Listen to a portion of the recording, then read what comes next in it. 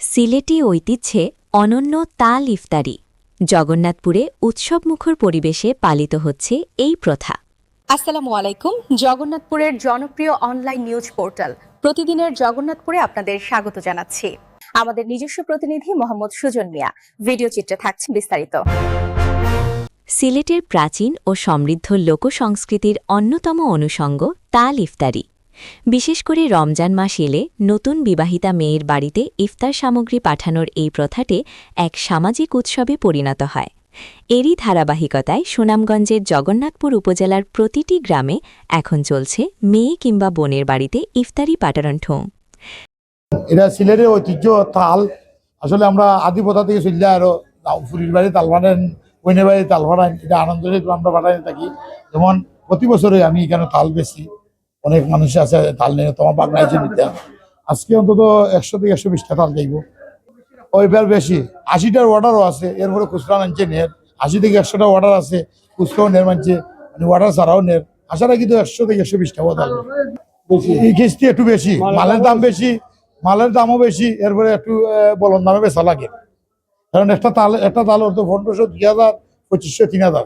Side quality তাল বেচতাম 1500, 2000, 2500, 3000। যার যেরকম বাজেট আছে ওরকম নেয়। সারা মাসও নেয়, কিন্তু প্রথম রোজা থাকি একটু বেশি যায়। এটা একটা আমেজ, সিলেটের একটা আমেজ থাকে।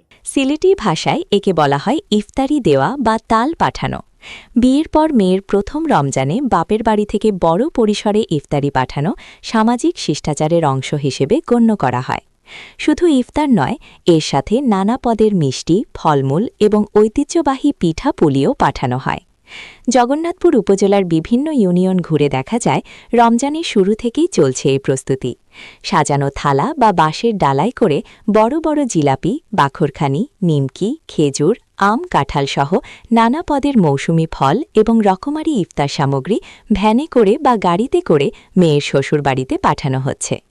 স্থানীয়রা জানান, এটি কেবল একটি প্রথা নয়, বরং দুই পরিবারের মধ্যে সৌহার্দ্য ও বন্ধন দৃঢ় করার একটি মাধ্যম। মেয়ের শ্বশুরবাড়ির আত্মীয় স্বজন এবং পাড়া প্রতিবেশীদের মাঝেও এই ইফতারি বিতরণ করা হয়, যা এলাকায় উৎসবের আমেজ তৈরি করে। জগন্নাথপুর উপজেলার প্রবীণরা জানান, এটি আমাদের পূর্বপুরুষদের আমল থেকে চলে আসা এক সামাজিক সংস্কৃতি। রমজান মানেই ত্যাগের মাস, আর এই উপহার বিনিময়ের মাধ্যমে মানুষের মধ্যে ভ্রাতৃত্ব ও ভালোবাসা বৃদ্ধি পায়। পবিত্র রমাদান উপলক্ষে আমাদের জগন্নাথপুরে বাজারে এই যে আমাদের ইফতার সামগ্রী তালের একটা কথা আছে আমাদের গ্রাম অঞ্চলে। আজকে দৃশ্যমান চোখে দেখার মতো সবাই শুধু তাল নিতেছে, তাল নিচ্ছে। এটা আসলে আমরা খুবই মর্মাহত। এটা একটা বাড়তি খরচ মানুষের জন্য। আমরা আশা করি আগামীতে এই কথা যেন আমাদের কাছ থেকে আমরা দূরে রাখতে পারি। আর এই তো একদিকে এই যে মানুষের যানজটের যে অবস্থা এবং ক্রেতা সাধারণ গাড়ি নিয়ে আসে, যানজটের বিরাট সমস্যা আছে জগন্নাথপুর বাজারে। যানজট নিরসনের জন্য বাজার কর্তৃপক্ষ এবং পৌর কর্তৃপক্ষকে আমি উদারত আহ্বান জানাবো যাতে বাজারের দিকে দৃষ্টি দেওয়ার জন্য, যানজটের দিকে দৃষ্টি দেওয়ার। আবার এই যে পণ্যের যে দাম মারাত্মক, বিভিন্ন ইফতার সামগ্রীর দাম অনেক বেশি, ক্রেতা সাধারণের ক্রয় ক্ষমতার বাইরে, সেদিকেও প্রশাসনকে দৃষ্টি রাখার জন্য বিশেষ অনুরোধ জানাচ্ছি। তবে আধুনিক যুগে এই প্রথার জৌলুস বাড়লেও অনেক ক্ষেত্রে এটি আভিজাত্যের লড়াইয়ে পরিণত হওয়ার বিষয়ে সচেতন মহলে মিশ্র প্রতিক্রিয়া রয়েছে। তবুও জগন্নাথপুরের মানুষের কাছে এই তাল ইফতারি আজও তাদের শেকড় ও ঐতিহ্যের অবিচ্ছেদ্য অংশ।